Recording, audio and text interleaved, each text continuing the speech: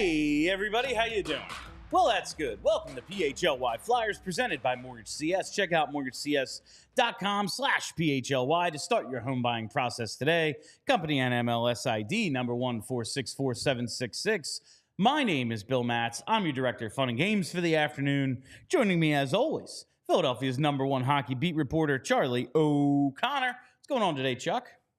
Not too much. Eric Tulsky got officially named the general manager of the Carolina Hurricanes. So that is cool. It's cool for the analytics community. It's cool because Eric's a good guy. Might not be the greatest thing for the Flyers that now Tulsky is a general manager of a team in their division, but he was, if not running the show, had a lot of say.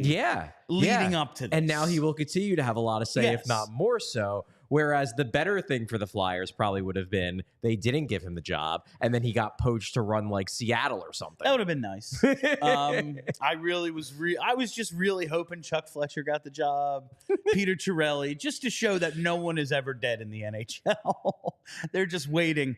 But no, congratulations to Dr. T. It's cool. It's cool. It's just cool. It's just cool. And a little changing of the guard may be happening. There's a lot of younger coaches getting a shot around the league. I know there's quite a few retreads, but we're starting to see more and more guys kind of get a shot. Who was it that just in St. Louis is going to be like apprenticing, basically, like in the Danny Briere role? I think it was Alexander Steen, Well, I think they said. Steen is going to be the apprentice. Yeah. I thought you were referring to the fact that they hired Brian Elliott to be their goalie development Elliott coach. is now, But he's not the heir apparent. Alexander Steen is the heir apparent. Yeah, Steen is going to be like the AGM and eventually just be the GM, it seems. But like, I think it's like players we grew up with.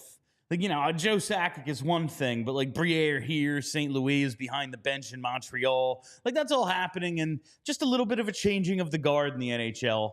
Knobloch is in the Stanley Cup final. I think that's good. I think it's good for everybody. I agree. I'm very much in favor of young, fresh blood starting to take leadership positions. I think it's cool. And while there probably won't be a complete changing of the guard in the sense of a bunch of outsiders coming in to run teams, Tulsky is about the closest you're going to get. He's been in the game for a decade now. Yeah. But he did not grow up a hockey man. He was a biochemist who then turned into a hockey blogger, who then became an analytics guy, and then an assistant GM and an AGM, and now AGM. I know that sounds somewhat ridiculous. It's true, but he owns multiple patents. While the path is not like the most clear cut, I do look at someone like John Cooper, the most successful coach in the NHL, and go lawyer, lacrosse coach. And things have worked out pretty well for Tampa. Yeah. But, he's got a couple of Stanley Cups. I think he's got a Calder Cup in there. Not too shabby. So, like, there are other ways to do it. But we're going to talk about an old school guy again today, John Tortorella. We're going to talk about him in a little bit. Yesterday was Torts Day. I feel like this is the blowback, the residual from Torts Day. Like this stuff. Okay, I saw what people's reaction was, and we're going to talk about that. But now now that our poll has finished, Charlie, from Friday's wish lists. Correct. I wanted to run the results. Obviously, these were our wish lists, and both Kelly and I on the trade editions have Trevor Zegras. We'll get to that in a second. And to be clear, I am not at all opposed to Trevor Zegras. I just don't want to limit myself. Like, whether it's Trevor Zegras, whether it's Marco Rossi, whether it's in a 1C we don't even know is available yet, I would like the Flyers to target trying to get a guy with 1C potential. Zegras is one of them. He is just not the only guy who I would be trying to get. You stuck with archetype. I went and named a player. Now, I did name this exact player. One, because like he's fun, and I want to see him and Mitchkov do the Michigan like 3 times a game. That's fun. Be fun. And 2, like it is partially because the coach is John Tortorella, but we'll get to that. But our wish list poll, who had the best? Charlie ran away with it, nearly 60% of the vote. Kelly and I. Yeah. Kelly, I finished third somehow behind Kelly at 22-2 and me at 19-3, pulling up the rear. Many of the great geniuses were underappreciated in their time. You know who also was not appreciated in their time? The idiots. But for them, it was rightfully not appreciated in their time. look around at society today. There's plenty of idiots with like billions of dollars. Not wrong. I do not have billions of dollars. But this got me to when I talk about the some of the replies and some of just the comments made about like our specific wish lists. There was a contingent of like, all right, I know that you're in the entertainment industry and John Tortorella yelling at Trevor Zegras would make good content for you. Yeah, it would. But do you want, I got one that said, why do you want a guy who the coach has already shown open contempt for? And while the comments weren't throwing flowers at the skates of Trevor Zegras, in December of 2021, mind you, nearly 3 years ago, when the whole alley-oop thing happened between Zegras and Sonny Milano, I just don't think, like, it got blown up so much online because that's what the internet does. We make mountains out of molehills on a daily basis. Like, the comments themselves weren't, like, I don't think he wants to kick Zegras out of the league. I don't think he wants to put a goon on the ice like Nick Delorier first day of camp. If the Flyers get Trevor Zegras, isn't going to fucking cross-check him in the head like because the coach told him to. Like, I don't think that it's that over the top. So I wanted to go back in time to December of 2021. In the time machine. Yeah, get in the old time machine and just show the comments that were made at the time about the goal. And we have the video, and Bryn is going to be kind enough to play it for us. This is the goal that everyone is talking about. Of course, it will be one of the goal of the year candidates, if not already securing its spot as the goal of the year. Trevor Zegras behind the net, what some people are calling the Dishigan, by the way, passing it in front of the net, Michigan lacrosse style, and Sonny Milano there with the hand-eye coordination scoring. Okay, so the first thing I thought of when I saw that goal, Mr. John Tortorella, was what does Coach Torts think of this goal? I really want to hear your opinion here. It's tremendously skilled. For Sonny Milano, even to yell Michigan in the middle of a play in a game is skill. I'm not trying to be a fool here, but I'm just not so sure it's great for the game. If you did that back in the 2000, late 90s, 2000, you get your head taken off.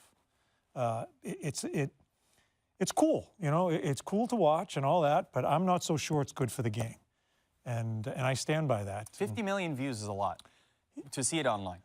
Well, it's not even, it's the goal is amazing, right? I mean, you said the fact that they've actually said that. Like, I have, you know, kids in that coach in high school that they want me to drop plays off the faceoff so they can try to score a goal like that, to score the Michigan goal. But for him to be a rookie, to actually try that in a game as a rookie, you would never even thought about doing something like that. What would you have said if they were on your team and they did that? I'd have a talk with the people. I would after the game. And again, I'm not trying to be difficult about it. It's fun to watch. It's really cool, but I just think I think our game has gone so far away from what the game should be. A hard game, an honest game. It's almost gotten too showman. I know you need to have it. You need to sell the game. But I'm just, you know, I'm from the ilk of it's still a hard game to play, and a good, honest hockey game needs to be played. I think some of this stuff here, we get carried away. But that's good for the game, though. The fact that it's been viewed that many times. Yeah. The fan that we're trying to attract. Yes. Is the casual fan. But I think you're losing fans, too. I think you're losing other fans also when you're attracting others towards this stuff. All right. So what did he actually say there? That's tremendously skilled. That's cool to watch. Wow, these guys are really good. He just doesn't like it. He just personally doesn't like it. He turns 66 next week. He was like, what, 63 when this happened? What the fuck did we think he was going to think? Like, and he's obviously, the setup of the segment is old dinosaur over here. We're going to show him something he's not going to like, and then he's going to react to it. Like, I don't... What did he say that was so inflammatory? No, like, do I like it and he doesn't? Yeah, like, I want to see the Michigan and he doesn't. Difference of opinion. I guarantee you, if the Flyers get Trevor Zegras and goals are going in the net, he ain't getting benched for scoring goals. I think Number one, I do agree that it was blown out of proportion, just because at the time, if you remember, there was just universal excitement about this cool play. It was the play of the and decade. Torts was the only person who was taking a shit on it, even if it was less an enormous dump and more just like a little bit. I can't believe that ESPN would have someone playing the goddamn counter argument. I am shocked that on ESPN, the bastion of honest conversation and sports analysis, that they would have somebody going, actually, this thing everyone likes sucks. But really what it boils down to at its core, and you hinted at it, is John Tortorella, as many older people tend to think, wants the game to be played the way it was when he was younger. Yeah. Because we all, like, there's this idea where it's like, the best time in U.S. history and world history was always when you were a teenager. Doesn't matter what was bad during that period. It's because it didn't matter to you what was bad. You were a teenager. You didn't have a job. You were having the best years of your life. So you're nostalgic for that. Tortorella is very clearly nostalgic for a more physical game, a game that involved more enforcers, that involved more toughness, that, as he called it, a harder game.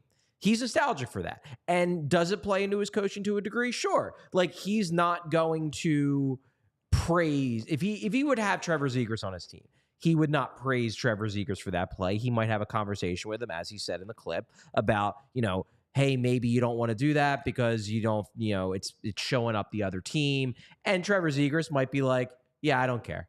And what is John Tortorella going to do? I guess he could theoretically play the Morgan Frost game where he scratches them a bunch. But in the grand scheme of things, I think this is a little bit more of just Torts being wistful for the good old days rather than necessarily he would hate Trevor Zegras with a passion if he coached him. Here is and he said he'd have a conversation with him after the game. He didn't say I'd bench him. I'd find here's the conversation if I'm Tortorella I would have with Trevor Zegras. Hey, man, scoring goals is good.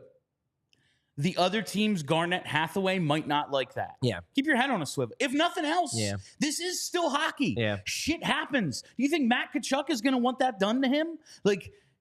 Don't turn your back on Nick Cousins or Tom Wilson if you do that shit. Yeah. And that's hockey. It's fair. That is a conversation that probably needs to be had with a lot of, not that it's bad, but someone else might not like it. Yeah. And I don't think it's the worst thing. So after this all happened, after the initial uproar, yes. The goal happens, everyone loves it. Like I said, 50 million views. John Tortorella comes on and goes, yeah, man, someone should punch him in the face. And not even someone should punch him in the face. That would have happened 20 years ago. That is how it would have been, which is 100% true. People got punched in the face a lot back then.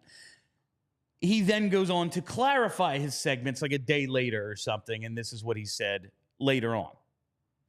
Torts, we love you on this show because you're always making news, and so that's very important in this business. But you want to kind of clarify something about the Trevor Zegras goal and the night you were asked about it. What's your message to Trevor and to the rest of the NHL? Yeah, I live under a rock. I didn't realize all this was going on after the show. I mean, Ray, myself, and Ricky had a really good conversation regarding my comments. But then a coach in the league sent me an article yesterday, and I read the article, and I saw what this kid was going through as far as the questions that were being asked of him. Mm-hmm. And my heart dropped because that is the furthest thing from my mind was criticizing this kid. Mm-hmm. That was a tremendously skilled play by a tremendously skilled player, both him and Sonny. My thoughts were, is it a hockey play? And we can debate that all the way through here. Agree, disagree. I'm not saying which right is wrong, but what bothers me is the media. Yeah, the media. I do think they have taken it to another level where they put this kid in a tough spot. And this is what I feel terrible about, is that my comments have been taken out of context and almost is trying to pit me and Trevor against one another. That is the furthest thing I want it to happen. I do not want to interrupt anybody's play, any team's play, through comments. If media has disdain for me, so be it. What you feel about me is really none of my business, but it is my business when you turn my words to a kid, a 20-year-old kid, and put him in that type of spot. And I feel terrible about that, and I've reached out to both him and his coach. I've had conversations, and I don't feel great about that. And I hope he does it again, quite honestly. Right. You don't have to agree with it, Right. and I stick with my thoughts Right. as far Let's as what go. I think it is, but Well, I wish him nothing but the best. There's no doubt a lot of the media is whiny and negative. They do have disdain for you. That's probably true. It doesn't bother you, Torts? But I thought it always got you in the media. But I don't think they took it like you were bashing the kid at all. You were talking about the play. I don't think it's, and I think he's fine. I don't think he was bothered by any of it. He's that kind of kid. One thing I'll tell that kid, he texted me at 2 o'clock last night. Don't text me at 2 o'clock in the morning. Right. He's California time. So him and I were kind of, and Very cool. He seems, and you've talked to, he seems like a terrific kid, tremendously skilled. Yeah. I do. I hope he does it again. Good. All right. And I wish him nothing but the best. He's got great kids, great parents. His dad still plays beer league hockey in New York. Like, this is a hockey. You can play that till league. you're 80, man. Exactly. I hope he does it again. It's like that right there, watching it the second time, I watched it earlier, like the I hope he does it again part very much reminds me of when Morgan Frost went into his office and finally was just like, had it out with him. Yeah. He would love that. If he went up to Trevor Zegras and be like, maybe don't do that. And the next shift he went and did it, he'd be like, you got me. Well, I don't know. I don't know if he would. If he would scored. No. I don't think he would necessarily dig that. If John Tortorella went up to Trevor Zegras and said, never do that again, and then Trevor Zegras either didn't respond or said, okay, and then the next game he did it again, I think Torts would be pissed. I think Torts would love it if Torts went to Trevor Zegras and said, don't do that again, and Trevor Zegras said to his face, fuck you, old man, I'll do what I want as long as I score goals. Then Torts would yell at him, then sleep on it, and wake up the next morning and be like, I love that shit. I will say, like, there's a number of things we've said about John Tortorella over the last 2 years, Charlie. The being in the media and saying, well, this is actually the media's fault. You said it looking into a camera. You're the one who said the media. You're the media. Like, the whole thing was, okay, I'm going to blame the media here. But, like, he reached out to, like, I take nothing away from that 4.5 minutes of video being, oh, yeah, these two couldn't work together. Like, there's not a thing that was said there that tells me that Trevor Zegras could not play for John Tortorella. I would be far more concerned about Torts' ability to deal with Trevor Zegras' defensive issues than about doing the Michigan. Like, that, to me, would be my bigger concern is, can Trevor Zegras round out his game enough to pacify a coach like Tortorella, who is going to be very hard on him the same way he's very hard on guys like Morgan Frost. I'm not worried at all about, like, them getting into fights over whether you can do the Michigan or not. That's not a concern.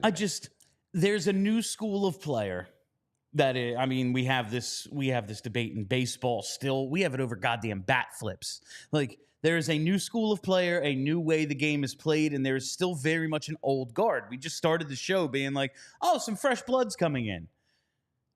Yeah, kinda.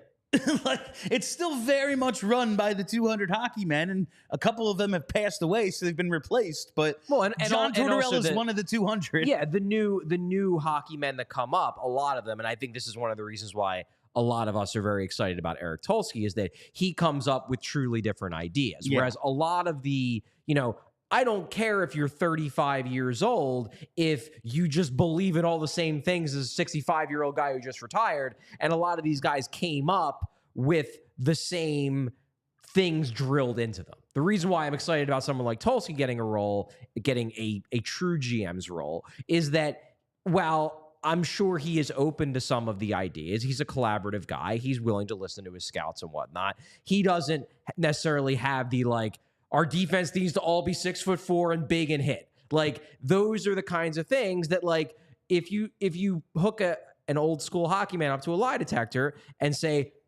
if you could build your ideal team, what would it look like? It'd be like a bunch of big dudes who hit and play good defense, and your best forwards are all 6'4" big dudes who can hit, who just all happen to be super skilled. It's just a team of Rick Tocchet's. Yes, like that's exactly what it is. Like 23 Rick Tocchet's, and the small guys all also hit like Mike Richards. Exactly. Like, that's what it would be, and like, that's fine. Like, that's just what he thinks about hockey, and we all know that. Yeah, but I don't think it's stopping. The Flyers don't go get Jamie Drysdale if everyone has to be Zdeno Chara. Like, that's just not. Yes, there is this ideal of what it should be, but Of course he thinks that. He's 100. Like, he's 66, and he's in better shape than I am. But like, I'm just saying, like, I just, in none of that did I think, oh, yeah, well, he doesn't like that guy, so it can't work. Like, I don't believe that a little bit. Well, I brought this up yesterday when I think it was the Super Chat, somebody asked about Mitchkov and about the idea of, I don't want Torts there for Mitchkov. And I think that's a fair concern. I am also a little concerned that they could clash and that Torts might try to change Mitchkov in ways I don't want him to be changed. However, I pointed out that John Tortorella coached Artemi Panarin for quite a few years and never really seemed to have a problem with him. And he is another high-skilled, offensively oriented winger. The thing is that he just was able to score enough that Tortorella dealt with the stuff that he didn't like. Because it's like, hey, if you're scoring 90 points a year, like, I guess, yeah, go ahead and cheat a little bit. It's the same view with Konechny, and Konechny is nowhere near as good as Panarin, and hopefully is nowhere near as good as Mitchkov is going to be. Hopefully. That would be the hope. Before we move on to the next thing, I see we have a super chat from Dylan Phillips. Asks, what's a realistic package for Zegras? Well, I mean, you're giving up a first-round pick almost certainly. Now, I would hope that they could avoid it being the 12, but obviously that would be like the big thing that you would assume they would ask for. I would think it would be a first-round pick and something else, whether it's a first-round pick and a roster player, you know, like a first in Joel Farabee, whether it's a first-round pick and a prospect, like a first in Oliver Bonk. I would assume it's a first and something else. I would think they would want of legitimate value. A closer, like Bonk, yes, high end. They also have a ton of just turning or about to turn NHL ready defensemen. I don't know if they need another one. Well, they did just trade away one right-handed shooting defenseman. They did. So that's I just think it would be closer to a Farabee level guy, like not old, but established NHLer with at least a decent base. Yeah. And if he takes another step, hell of a trade. What would you be willing to? Because you're not anti Zegras, but he's not like, I don't think. Oh yes, we need this dude. We absolutely need this dude. Would you be willing to trade Joel Farabee? Probably, yeah. I would not be willing to trade Joel Farabee and 12. Okay. Would you be willing to trade Cam York? That's a good one. That's a tough one. I mean, maybe, depending on the package and depending on what you're getting back, if it's a part of a bigger deal. Yeah. Or maybe you're getting back something in addition to Zegras. I'm not as high on Cam York as I think a lot of fans are. I like him. I think he's good. I am not sure he is going to be a top pair defenseman on a good team. I think he is a rock solid top 4 defenseman. I am not yet convinced he is a 2.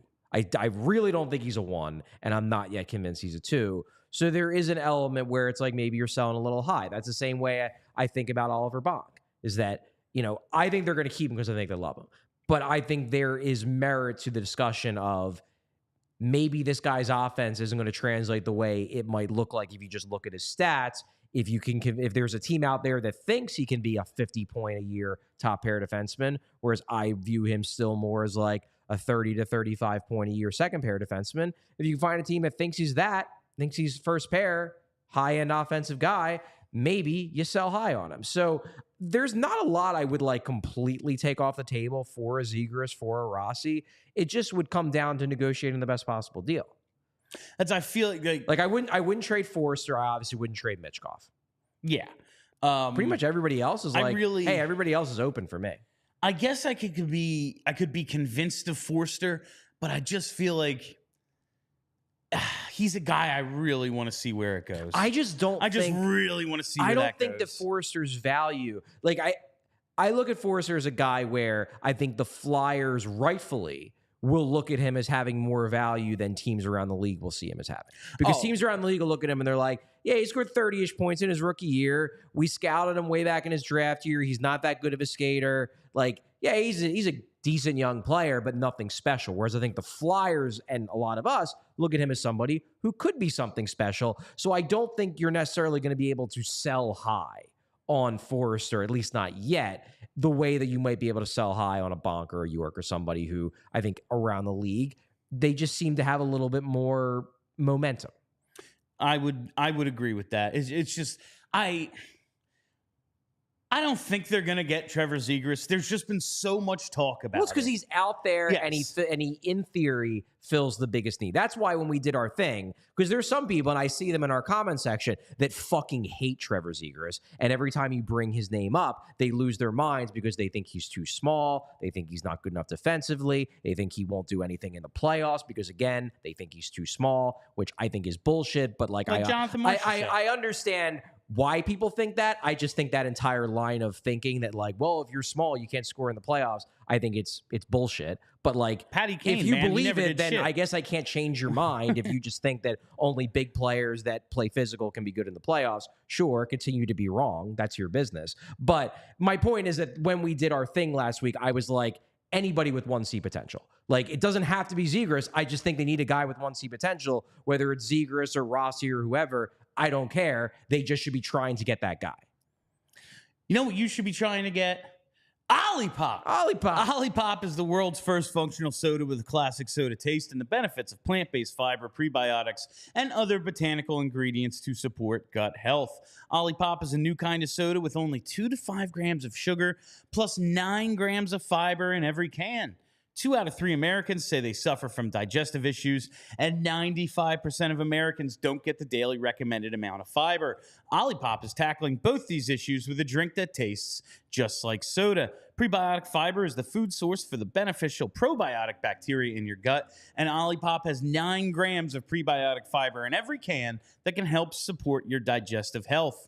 And Olipop is available online as well as in almost 30,000 retailers nationwide, including the most recent launch at Wawa. That's right, in a Togie Fest, because Kyle Schwarber had 2 home runs last night. You can go get your 6-inch sub, and why not have a delicious soda that won't kill you alongside of it? Because that's what Olipop is. It's absolutely outstanding. And the 2 flavors they have at Wawa, classic root beer and the strawberry vanilla, I'm a fan of both, and I normally don't like that stinking root beer.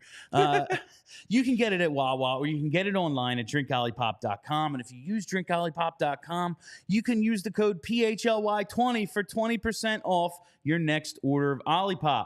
Discount only applies to one-time orders, not to subscription orders. Olipop is also sold online on Amazon and available in those 30,000 retailers nationwide, including Wawa, Target, Sprouts, Wegmans, ShopRite, and GoPuff.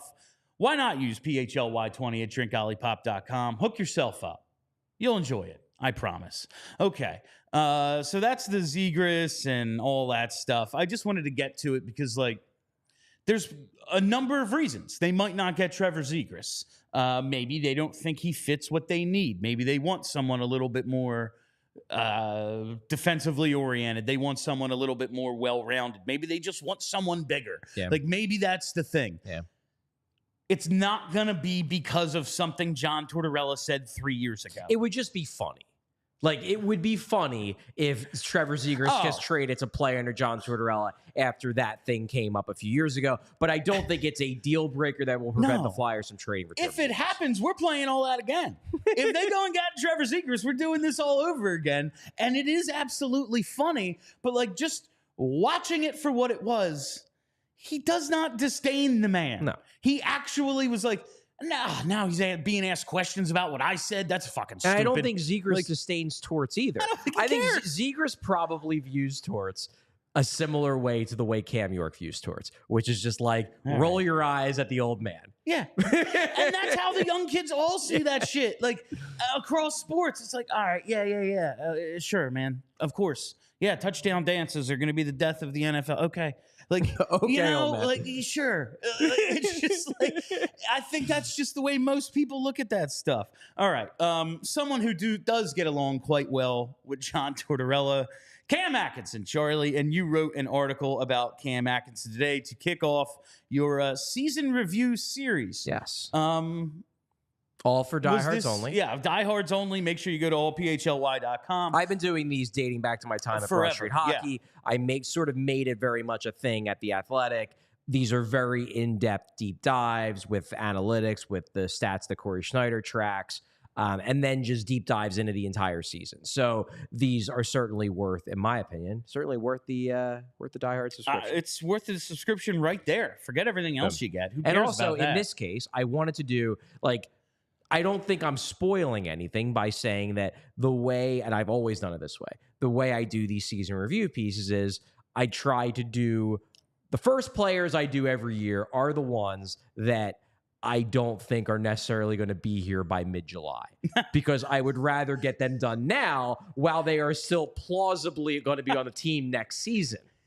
I was just going to ask you about the selection of Atkinson first and whether it was because he's interesting, like there's just a lot to get to, or if you think if I wait a couple weeks, it might be irrelevant. That is exactly why. Simply alphabetical order. No, no, it's Okay. number 2. Okay. Like last year, one of the first ones I did was Ivan Provorov because I thought to myself, let me get this done now before he gets traded. Smart. Because I think he might get traded. Like the other guys who are probably further up the list this year, guys like Scott Lawton. Do I think he's definitely getting traded? No. Do I think it's more likely? Like, am I going to prioritize doing Scott Lawton season review over Owen Tippett's? Yeah, I think I might. Makes sense. Yeah. Owen Tippett ain't going anywhere. He's not going anywhere. The Atkinson, and just like his season was so interesting, maybe not from a like positive standpoint, but like his season was interesting. It was an interesting season. And what happens next is very interesting. And today we got a tweet from Darren Dreger about the potential future of Cam Atkinson. Dreger tweeted, the Flyers continue to explore options around veteran Cam Atkinson. San Jose has trade interest, but sources say Atkinson isn't keen on a move to the Sharks. Philly will eat a good chunk of the final year of his contract. Buyout is also an option, as is keeping him in the mix. I don't know how much keeping him in the mix is an option. It's a theoretical It's a option. theoretical option that they can say if the team is like, we are going to give you nothing. You're going to cover some of his salary and give us a second round pick for the for taking him. Like, nah, we'll just hang on, thanks. But like, if you're considering buyout, it's like, well, what do you mean you're going to keep him if you're willing to pay him to go away? Well, it's on the table. Look, it's a possibility. I am of the opinion that I think this ultimately ends in a Cam Atkinson buyout, but I don't think they have entirely ruled out the possibility of keeping him because what the hell? Maybe he'll bounce back. Now, from Cam Atkinson's perspective, he has a 10-team no-trade list. Right. You would assume moving across the country to the last-place team is one of the reasons you'd be like, yes, I am putting them on my list. I honestly suspect it's probably the move more than anything else. Yeah. Because, so he obviously has some roots in Philly. He has a lot of roots in Columbus. Yeah. And I do not know if he would have much interest in uprooting his entire family for a year to have them hang out on the West Coast right before he probably retires. Like, and then maybe get traded at the deadline again. My guess is that probably a lot of the teams on that list are West Coast, west half of the country types of clubs, because probably wants to stay close to home. I mean, guy's 35 years old. He's got a family. There's other concerns here. His neck probably hurts. It's not like this is Mike Richards and Jeff Carter, where it's like, we're gonna go party out in Cali. Like Cam Atkinson is a family man. He wants at this point. He's not. That's not a selling point for him the way it would have been in his 20s. And just from his perspective, it's like, man, you're gonna trade me to a team like a last place team on the other side of the country. Buy me out. Let me just go choose. Let me find somewhere. And that's his trade protection. Like, it's negotiated. Good for him. I wouldn't do that. Oh yeah, trade me to San Jose. Nah, I think I'm good.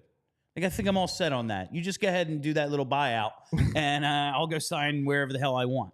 Or get a PTO, whatever his situation is going to be. I think he would get signed by somebody for like a JVR deal, like the one he signed with Boston.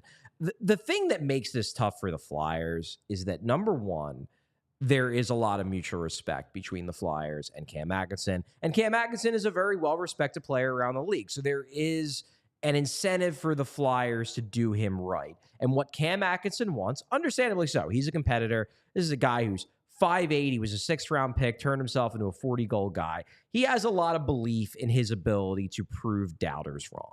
And there are a lot of doubters right now. What Cam Atkinson wants this season is one final opportunity to show that he's not cooked and that he can still be a good NHL player. The problem with Philadelphia is that I don't know if there's going to be room, because you look at it, you've got Farabee, Konechny, assuming he stays, which I think he will. You've got Tippett. So those guys are locks. And then you got Forster. So there's four guys that are locks for the top 9 as wingers. You got 2 more spots. Bobby Brink needs to play in the top 9. Okay, he just does. He does. Because if he's going to develop, you want to be playing him in a role where he can develop. Consistent. He's an NHL caliber player. He's got to be there. Okay? Then you've got Michkov. We don't know if Michkov's coming over or not, but it's clearly a possibility. The possibility is out there. If Michkov were to come over next season, in terms of natural right wingers ahead of Cam Atkinson on the depth chart, you would have Konechny, Forster, Tippett, Brink, Michkov. How many lines do they typically run? I think there's only 4, and only 3 of them actively try to score goals. So it comes down to a numbers game. Like, yes, can Tippett and Konechny play the left if necessary? Sure, they can. Brink probably can too. Michkov is a puck wizard, so he could probably play anywhere if he really wants to. But ideally, you want to be developing Bobby Brink on his good side. He's a natural righty. Ideally, you want to be developing Michkov on his good side because he's like the future of your freaking franchise. And Konechny, like, you're going to be paying him $9 million plus. Like, do you really want to be moving him around a ton? And you want to be getting the most out of him by playing him in his most comfortable spot. Just in terms of positional fluidity, like, I want Konechny over on the right side. That's where he's comfortable. That's where he's a skilled player, but I don't see him, like you called Michkov a puck wizard. Yeah. That's not that's not the way I view That's Konechny not either. what Konechny is. True. And agreed. I can see Brink even being a more natural, like they tried it a little with Forster and Tippett to set up one-timers, and that makes sense to me. Mm-hmm. But I always just think of Giroux playing left wing because he's so comfortable on his backhand. And like that seems like a natural transition for Brink, not to compare the two. Like one's borderline Hall of Famer and the other one's second-round pick who we'll see. But like I just see a overlapping skill set where like distributing back to the point and finding guys on the backhand and being able to go both ways. I think the left side makes maybe most sense for Bobby Brink, but again, these guys are all right wingers. Yeah, they're all right wingers. And then Cam Atkinson is also a right winger. And it's Cam too. So if Cam Atkinson wants a chance to prove that he is still an NHL caliber top 9 scoring winger, that he can still, and he knows he's not what he used to be, but he thinks he can still be a 20-goal, 40-point guy who's a perfectly fine guy in your middle six. That's what he thinks he can be. And he wants to prove that. I don't know if there is going to be room for him to get a chance to prove that on this team. And I think everyone involved, Atkinson, Tortorella, Briere, they all know it. This is just not where we are. Like the Flyers need to be focusing on developing guys like Michkov and developing guys like Brink, and even continuing to develop guys like Owen Tippett. Like Owen Tippett, the hope is that he has another gear. You want to be using him in a ton of minutes. Like Cam Atkinson cannot be taking away minutes from these guys in the top 9 because you want to do him a solid. So how do you do him a solid? You find him a new home. There's 2 ways you can do that. Way 1 is explore trades. It's difficult because he's got a big cap hit. Even if you retain 50%, it's still close to $3 million. If Cam Atkinson hits free agency, is he getting a 1-year, $2.9 million contract? I don't think so. I'd be very surprised. So if you're going to trade him, most likely you're going to have to include a sweetener or take something back, both of which I assume the Flyers would rather not do. That's why I think a trade is unlikely. Then you add in the fact that he has the 10-team no trade. Makes it even tougher. Not impossible, just tougher, as you're seeing with this San Jose rumor. That's why I think this ultimately ends in a buyout, because both sides know he doesn't really fit here anymore. The Flyers do want to clear up some cap space because they'd rather not use LTIR this season if possible. And he just doesn't fit. Like I don't see it. That's where I'm at with Atkinson. I'm curious to see how this ends, but I think it ultimately ends in a buyout, and we're not going to know if it's going to end in a buyout until at least until 48 hours after the final ends, because that's when the buyout window opens and it closes on June 30th. So we're going to have some time. I just think it ends in a buyout. But hey, if they can find a trade partner, if Don Waddell decides he wants Cam Atkinson to mentor the kids in Columbus, and maybe there's a fit. That's the obvious. If there's gonna be a trade, I think that's the only likely landing spot for him is back where he wants to be. and a place that respects him and maybe would want to see him. Okay, we do know he can be that guy for us because he was before. Yeah, and he would be happy to take that role. Also, there would be enough space in that lineup where he could play in the top 9. Do you think? Let's just create this scenario for a second, and then we'll get to the stuff you actually want to talk about. We have Columbus's second-round pick either this year or next year. It's up to them. We wipe that clean. Is that worth not covering any of his salary, a second-round pick? No. Do you want to? You would not surrender that asset? I wouldn't, because to me neither. I would rather just eat the contract or deal with a 2-year buyout. Rather than, because I mean, I'm not saying the Flyers are destined to get a superstar with that second-round pick. I am saying that it's going to be a pretty high second-round pick, whether it's Columbus this year stinks. or next. Yeah. Columbus ain't going to be getting much better this year, I don't think, even if they keep the pick and give it up next year. And do I think it's definite that the Flyers are going to find a superstar there or even an NHL player? Of course not. But you look at Dallas, and they're digging up guys like Logan Stankoven and Jason Robertson with early second-round picks. I want the Flyers to have as many chances possible to luck into a guy like that. Why not? You need darts. Yeah. So I was just curious, like what exactly it might take to get this done. But yeah, I think I'd rather buy him out than surrender an asset, even if it's an asset that's just like part of something else that we don't even know if we're going to get this year or next year, and you can just be like, keep it. I would do it if San Jose, if what was on the table was like, we'll take Atkinson at 50% retention if you toss us a 5th-round pick, I'd be like, fine, whatever. It's a 5th-round pick. Ideally, I'd like to keep as many darts, but like once you get past the 3rd round, then it's really you're just throwing friggin' darts. I would do that. Anything higher than a 3rd-round pick, I'll just keep him the year or buy him out and deal with the second-year buyout. That's my personal opinion, because I think if the Flyers are in a rebuild, they should not be wasting prime assets. I view the first 3 rounds of the draft as prime assets. Especially on a guy with an expiring contract. Exactly. Like at the end of the day, it is just one more year if you choose to go that route. Real quick, let me tell you about Rite Aid Pharmacy Services and all you can get with a My Pharmacy account at Rite Aid. You can refill your prescriptions, schedule a vaccine, get personalized care recommendations, sign up for prescription notifications, and all you need to get started is a prescription at Rite Aid. Get started at riteaid.com/mypharmacy so you can stop stressing about your prescriptions. Let Rite Aid refill them automatically. All you have to do is enroll in automated courtesy refills. Listen, it's free, easy, and most prescriptions qualify. You can talk with your Rite Aid pharmacist or sign up through your My Pharmacy account at riteaid.com. Restrictions may apply, but you can get your prescriptions at the same time with one-trip refills. We all know what kind of a pain that can be. Okay, I have this, refilling then. All you have to do is ask your pharmacist to sync your medications so you can pick them up in one visit. You can sync with other family members too. Just ask your local Rite Aid pharmacist to get started. Again, restrictions may apply, and you can manage prescriptions with the Rite Aid mobile app. Transfer or refill, you can set up medication reminders, enroll in prescription notifications. All you have to do is download from the Apple Store or Google Play Store. Transfer your prescriptions to Rite Aid today. Just go to riteaid.com/transfer. Rite Aid caring pharmacists ready to answer your questions and help you stay healthy. Get your prescriptions along with anything at Rite Aid you may need, including over-the-counter medicines, household products, cosmetics, and more. Just ask your pharmacy team for details. Restrictions apply.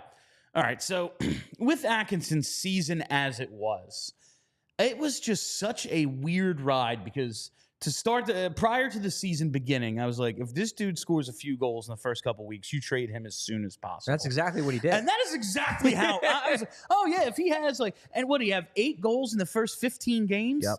And then it all went away for a really long time. So then 26 games without a goal. After the 22nd game without a goal, they scratch him. It took such a weird turn because he has the 8 goals early. And then he's still getting the chances. Yes. He's getting breakaways. He's getting 2-on-1s. He's getting chances in front. I'm just thinking, all right, man, well, 8 and 15 games was probably an unsustainable pace. Now it's kind of crashing back to the mean, and he'll score at a normal rate. That never happened. It was just like, okay, it's over. Yeah. He had 5 more goals the rest of the year. Well, so what happens is he has the long drought. I do think, and we'll get to this in a second when I show the chart that I included in my article earlier today, He goes to the drought, but he's still creating chances. He's still creating shots. Then the play starts to dip. Then John Tortorella scratches him. He goes 4 more games without a goal. Then they go into Winnipeg. He scores twice. And for the next couple weeks, Atkinson looked back. He gets 10 points in 6 games. You're like, oh, man, they figured him out. John Tortorella pressed the right button. He got him motivated. Atkinson's back. He's going to be, again, a useful winger for the Flyers the rest of the year. Final 2 games before the All-Star break, he doesn't do much. Whatever. The team was on fire anyway. All the Carter Hart stuff was going on. I get it. Fine. Get to the All-Star break. He'll be fine. Takes the week off. Comes back, and February is where the wheels really came off because he's not scoring. He doesn't score another point the rest of the season. But another point. But March and April, he's getting 10 minutes a night. He's playing with mostly fourth-line types. I get it. That's not a great position. February, he's playing with Morgan Frost and Joel Farabee and Owen Tippett, and he's not doing shit. They scratch him twice in late February, early March, get him back in the lineup, continues to not do shit the rest of the year. His ice time basically tanks, and by the end of the year, he gets fewer than 5 minutes in the final game of the year and ends up doing door duties on the bench. What, did he play 4 minutes? For the final half of the pivotal Game 82. But I want to show this chart because this breaks down more or less the weirdness of his season. So top thing here is Cole Caulfield, who not a superstar, but a darn good scoring top 6 forward. He averaged about 10 shots on goal per 60 at 5-on-5, about 20 shot attempts per 60, and about 1 expected goal created per 60. October to January, Cam Atkinson, and this is including the 26-game goalless drought, from a shot and chance creation standpoint, was basically Cole Caulfield. Now, I'm not saying he was as good as Cole Caulfield, but I'm saying that from an underlying process standpoint, he was creating shots and chances as if he was Cole Caulfield. Then we go down to the bottom row. Frederick Gauthier, who is a 4th liner for Minnesota. Now, the entire season for Gaudreau, yes, Gauthier was another guy. I mixed the two of them up all the time. Yeah. Frederick Gaudreau, over the course of the season, averaged about 7 shots on goal per 60, about 12 shot attempts per 60, and about 0.38 individual expected goals created per 60. February, Cam Atkinson was that. He was Frederick Gaudreau. He was a 4th-line caliber guy who scored fewer than 40 goals in his NHL career. I don't know what happened to Cam Atkinson in February, but what I can say is that the October to January version of Atkinson is a perfectly solid NHL winger, and he can ride off into the sunset feeling good that he still could play at an NHL level when he called it quits. The February version of Cam Atkinson should not be in the NHL. So the question really is, what's real?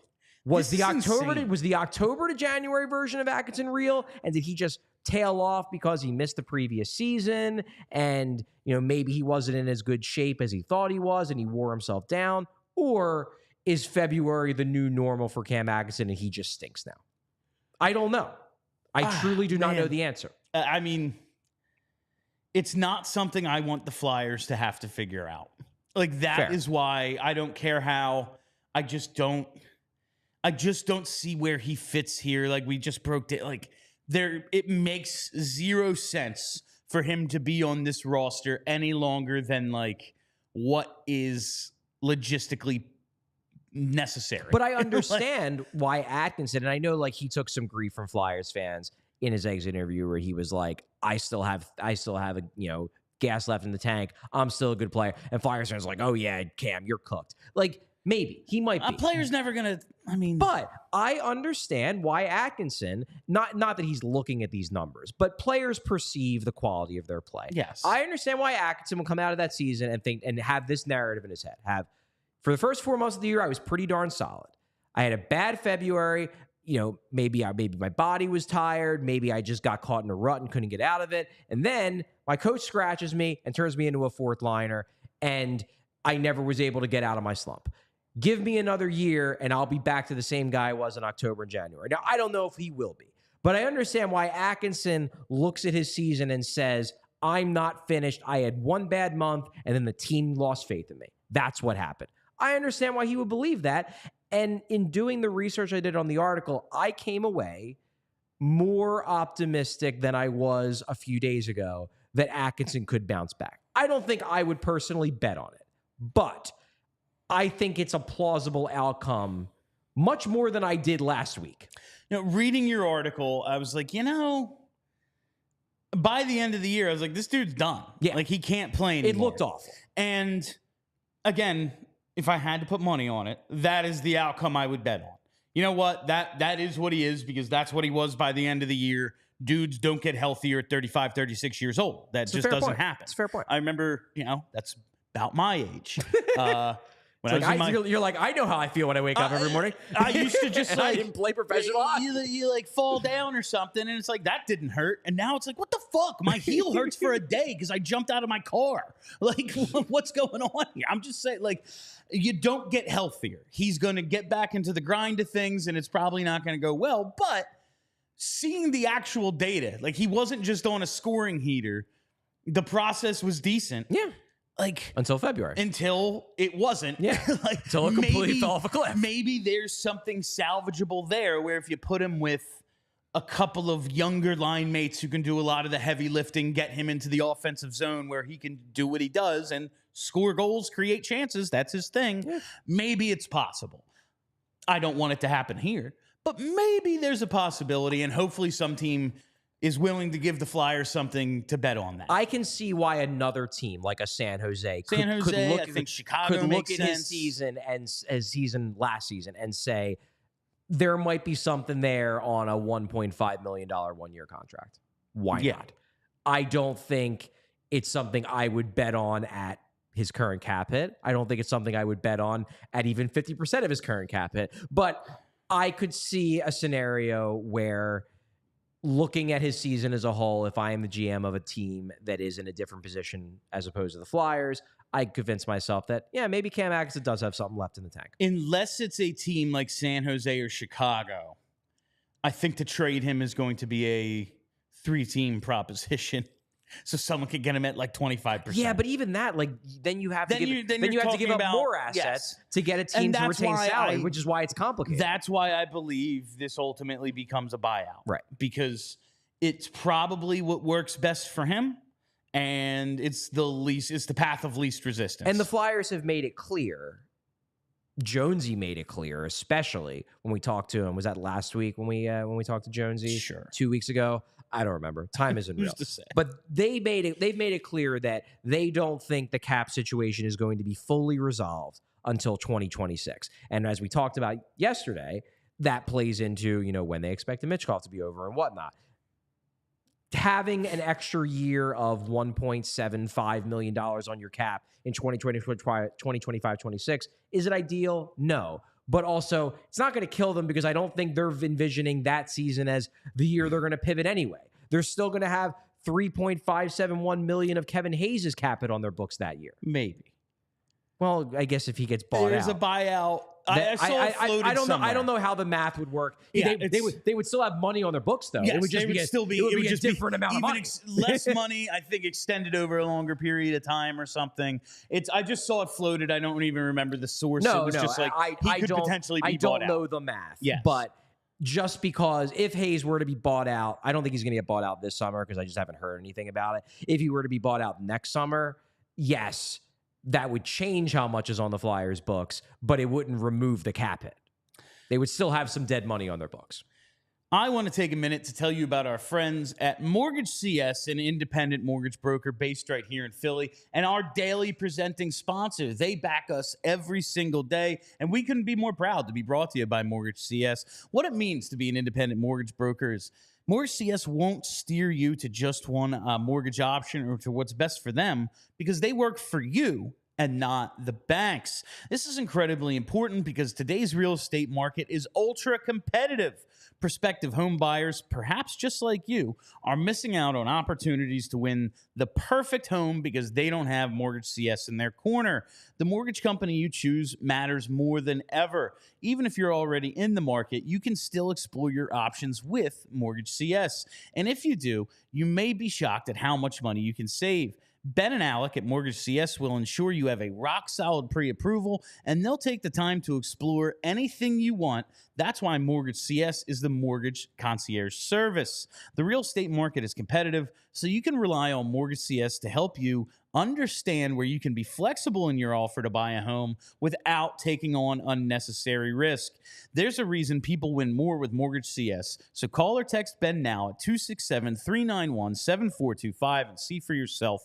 You can also go to mortgagecs.com/PHLY to check them out or to view their 370 plus perfect 5-star reviews by searching Mortgage CS right now. Do it. Open up another tab on your browser. Type in Mortgage CS. You'll find all those 5-star reviews. They're outstanding. This advertisement is not a commitment to lend or extend credit. Mortgage CS is an equal housing opportunity mortgage broker. All loans are subject to credit approval. Certain restrictions may apply. Company NMLS ID number 1464766. Visit mortgagecs.com for more information. All right, and that gets me to the last thing I wanted to talk about today. We're talking about how Cam Atkinson, the buyout, a trade, whatever it might be, the Flyers are looking to clear up their cap situation for like a year or two from now when they are looking to actually pivot and become a competitive team.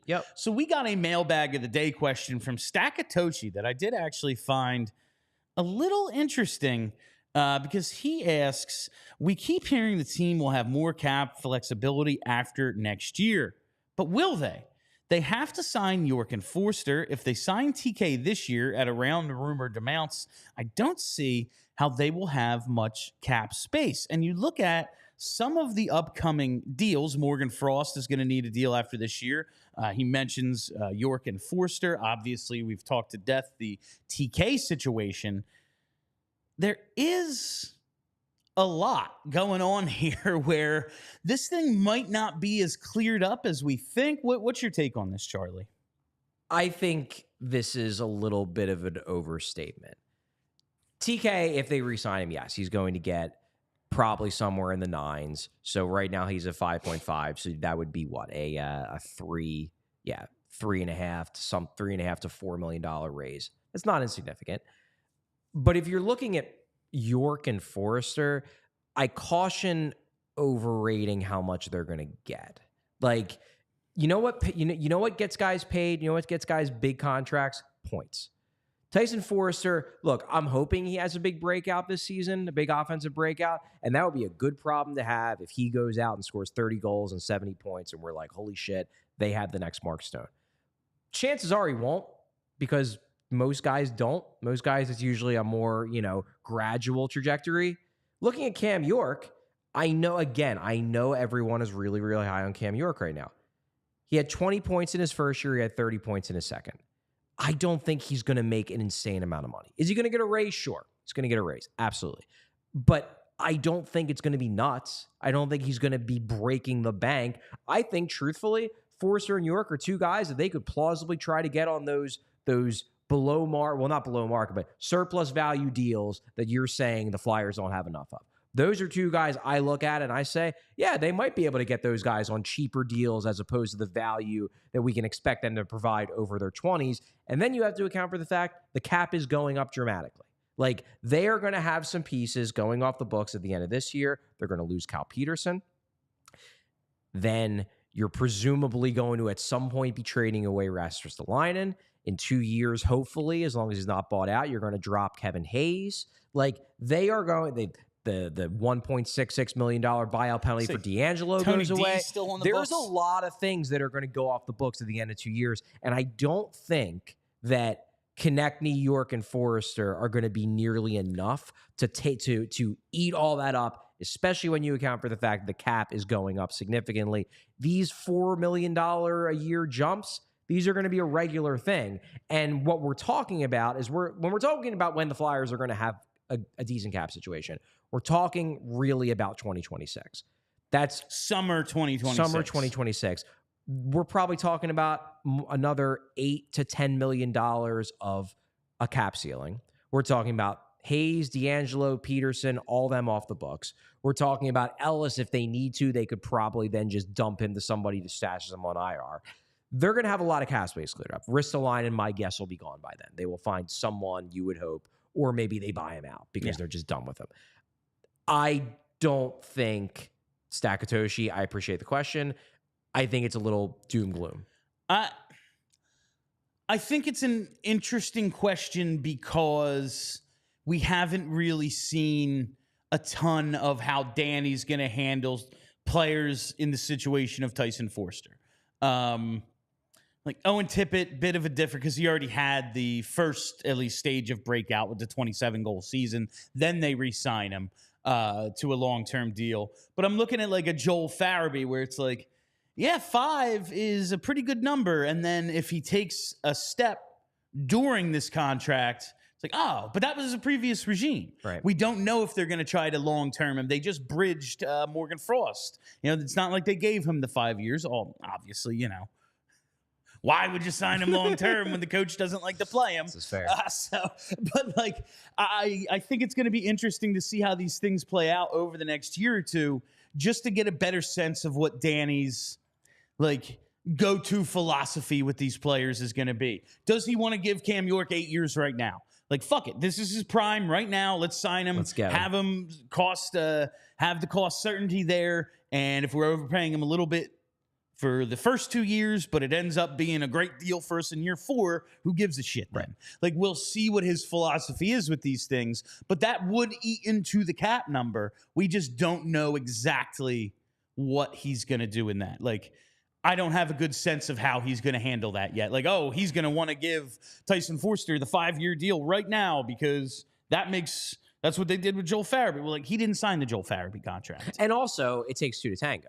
Like, I don't think you learn too much about Briere's preferences in terms of signing guys by what he did last summer. Because I think the guys we're looking at are Frost, York, and Cates.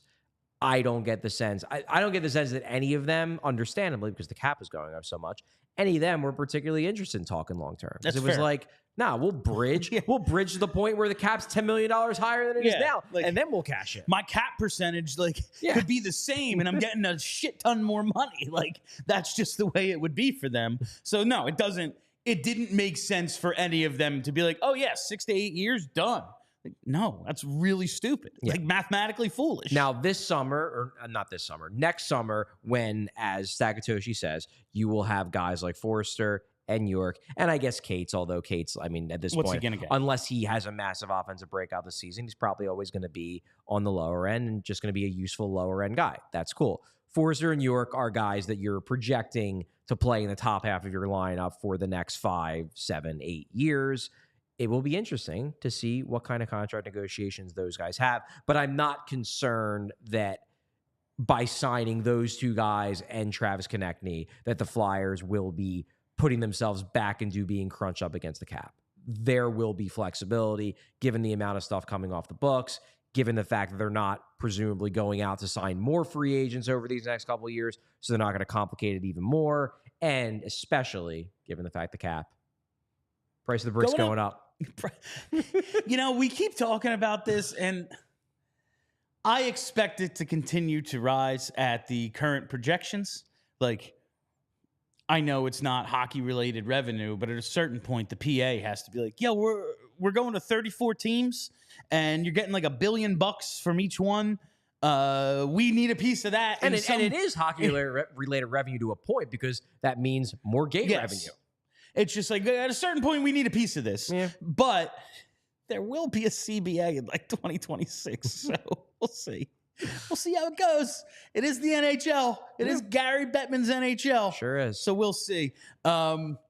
Before we get out of here, there's a couple of things I got to tell you about. Obviously, our draft party on the 28th is first and foremost. Make sure you're with us on Friday, June 28th for the Flyers, hopefully making 2 selections at 12 and what appears to probably be 32, but you never know. And also, I have seen people on Twitter and in the comment section saying, why isn't there a spot to RSVP yet? We are working on it. Things are being worked out. We are working on some stuff, but there will be a spot to RSVP. Just keep the date in mind and plan to be there. Plan on coming to our draft party on the 28th at Bet Parks in South Philly. It's the old Turf Club. Make sure you're there. Also, Sixers are having a draft party just a couple days before that, June 26th. Make sure you come out for that as well. Who doesn't love the NBA draft? And finally, become a diehard, damn it. Charlie is putting his heart and soul into these freaking articles. He's putting out a bunch. constantly working. It's why we call him Charlie O Content. You get so much at the Die Hard level, not just Charlie's paywall content, but we have so many extremely talented writers here. You get all of that. You get access to the Discord where you can yell at Charlie all you want about his stupid ideas and why we absolutely need Trevor Zegras. Make sure you hammer that one home. Or why we absolutely don't need Trevor Zegras. Constantly propose hypothetical trades to him. He loves it. Make sure you weigh in on that. And just, be a diehard. You get a free shirt. It's good stuff, man. Be a diehard. It's not hard. Allphly.com. Sign up. All right. Do we need to get to anything else today? I think that's it. I think that's it. All right. And that is all the time we have for you on PHLY Flyers today. Thank you all for listening. Thank you for hanging out. Thank you to our presenting sponsor, Mortgage CS. Love our friends at Mortgage CS. Make sure you're following us right here on YouTube. Hit that reminder button. Never miss a live show. We'll be back tomorrow at 1. Also follow us on Twitter at PHLY_Flyers. And wherever you find your podcast, just search PHLY Flyers. Okay, my name is Bill Matz. That's Charlie O'Connor. Until tomorrow, fam, stay loose and sexy. We all silly like the mayor.